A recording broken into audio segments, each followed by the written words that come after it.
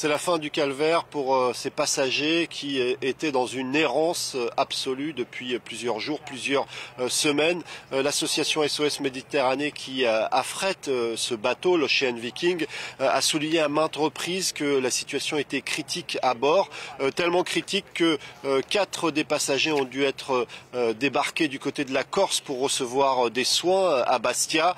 Ceux qui arrivent du côté de Toulon sont souvent dans un état psychologique assez compliqué. Certains ont vécu des horreurs. C'est ce qui est raconté notamment par les équipes de l'Ocean Viking qui relaient les témoignages d'un certain nombre de passagers qui ont vécu le pire du côté de la Libye. Alors c'est vrai que ce bateau, on l'attendait du côté de l'Italie. L'Italie l'a refusé, mais avant l'Italie, Malte également n'avait pas répondu aux appels, aux demandes de pouvoir arriver dans un port sûr qui avait été lancé par l'Ocean Viking. Et c'est donc la France qui accueille ce bateau. On se souvient qu'en 2018, eh bien, l'Aquarius avait tenté de débarquer en France. C'était à peu près le même scénario et à l'époque déjà ce bateau était affrété par la même ONG SOS Méditerranée. Il avait fini par débarquer du côté de l'Espagne, c'est quelques 600 passagers. Donc la priorité pour ceux qui vont arriver à Toulon, ça va être une prise en charge médicale et psychologique. Il y a beaucoup d'enfants à bord. Ces passagers seront ensuite répartis entre la France pour un tiers, l'Allemagne un autre tiers, et puis l'autre tiers sera réparti à travers un certain nombre de pays de l'Union européenne. Évidemment, Gérald Darmanin a souligné qu'il y aura des contrôles stricts et ceux qui n'ont pas vocation à rester devront repartir. Et surtout, il a souligné le caractère exceptionnel et humanitaire du fait que la France accepte que ce navire arrive du côté de Toulon. Malgré les explications de Gérald Darmanin, Karim, cette arrivée en France provoque une polémique très vive.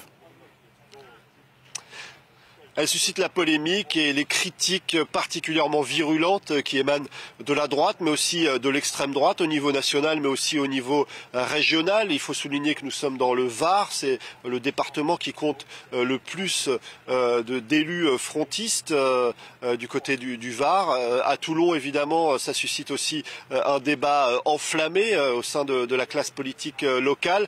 En tout cas, pour Emmanuel Macron, c'était difficile de ne pas agir et on voit bien les limites du en même temps. Il ne pouvait pas rester inactif. D'ailleurs, du côté de l'Élysée, on souligne que le président était en première ligne sur ce dossier et refusait d'accueillir ce bateau quelques jours après cette polémique dans l'hémicycle de l'Assemblée nationale où un élu du Rassemblement national avait lancé qu'il retourne en Afrique.